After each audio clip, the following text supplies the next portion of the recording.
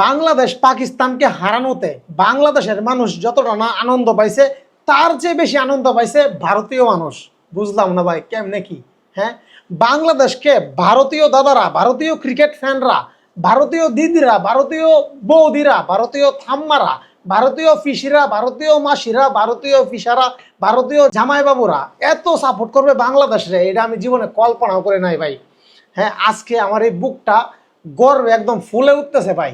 মানে ভারত বাংলাদেশকে এইভাবে সাপোর্ট করবে আমি জীবনেও ভাবি নাই। হ্যাঁ, মানে ভারতীয় ক্রিকেট ফ্যানরা এখন চাইতেছে যে পাকিস্তানকে হোয়াইট ওয়াশ করুক।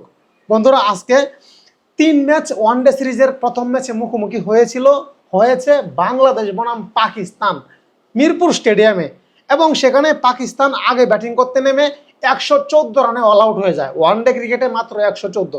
একটা সময় ভাবছিলাম পাকিস্তান হয়তোবা 100 রানের ভিতরেই হয়তো অল আউট হবে, কিন্তু কষ্ট মষ্ট করে 100 ক্রস করছে। 114 রানে অল আউট হয়েছে পাকিস্তান, এবং বাংলাদেশ 114 রানের জবাবে ব্যাটিং করতে নেমে 115 রান করে 2 উইকেটের বিনিময়ে 15 ওভার 1 বলেই ম্যাচ জিতে যায় বাংলাদেশ।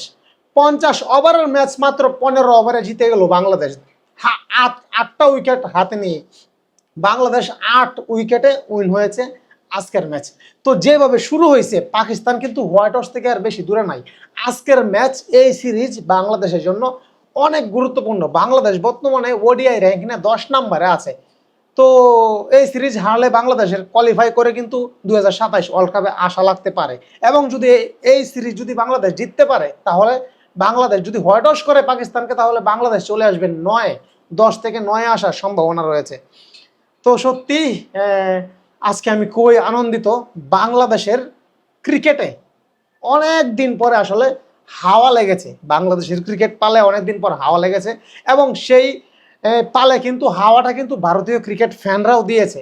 ভারতীয় অনেকেই আমাকে অভিনন্দন জানিয়েছে, অনেকেই আসলে শুভকামনা জানাচ্ছে যেন পাকিস্তানের সঙ্গে বাংলাদেশের এই সিরিজ জিতা উচিত, পাকিস্তানকে হোয়াইট ওয়াশ করা উচিত। অনেকেই ওইরকমটা আসলে ভবিষ্যৎবাণী করতেছে ভারতীয় ক্রিকেট ফ্যানরা। তো ভারতীয় সকল ক্রিকেট ফ্যানকে আমি অনেক অনেক ধন্যবাদ জানাই, তারা এইভাবে বাংলাদেশের পাশে থাকার জন্য, বাংলাদেশকে সাপোর্ট করার জন্য। এবং আমার কথা আসলে একটা কথা বারবার মনে পড়তেছে, যে পাকিস্তান বিশ্বকাপে বাংলাদেশকে ভোট দিয়েছিল সেই আইসিসির বোর্ড মিটিংয়ে, সেই পাকিস্তানকে বাংলাদেশ এইভাবে লজ্জিতভাবে হারিয়ে দিল। হ্যাঁ, 114 রানে অল আউট করে দিল ওয়ানডে ক্রিকেটে।